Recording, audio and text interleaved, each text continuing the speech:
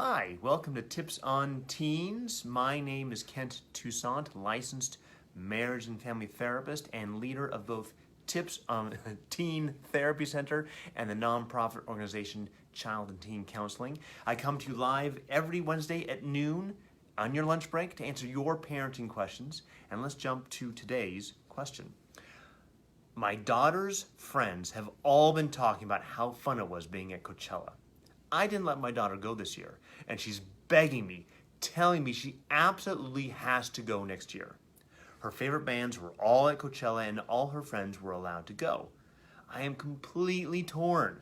Part of me wants to let her go and have a good time, but the other part of me is really worried and scared for her if she were to go. It's not the best environment for a 15-year-old, in my opinion. As a parent, should I let her go? So, I love this question. And I think the question back to you is, how much do you trust your teen to take care of herself? How much do you trust her to make wise choices in the face of temptation? And you may ask him, what temptation is there? So let's go back a little bit. What is Coachella? For those of you who don't know, I'm assuming most of you do, but Coachella is this huge music festival, spans over 2 weekends in Indio. Roughly 125,000 people each weekend attend. It's massive.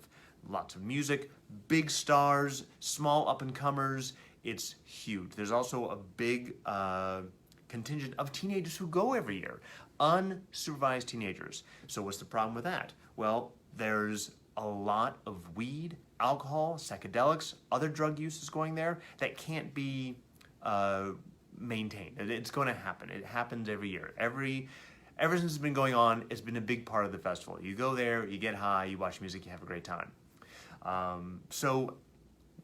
With that, how much do you trust your teen to make wise choices in the face of that? Can he or she, or in this case, she, make choices that are going to be safe? For example, it's not only just whether she's going to smoke or drink, but it could also be, even if she's not smoking and drinking, is she able to take care of herself?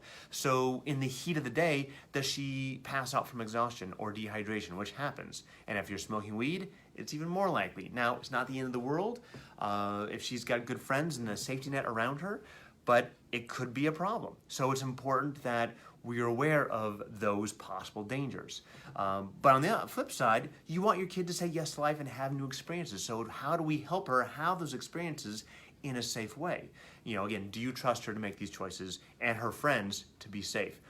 You may also say, well, I'm going to send an adult with her. One of the parents is going, or an older cousin or whatnot. How much do you trust that adult to supervise appropriately? Again, there's thousands upon thousands of teenagers who are not supervised at Coachella. There's a lot of families who just send their kids off, they're there for 3 days, and they come back and they've had no adult contact at all whatsoever. Again, it's up to you what you think is best for your kid.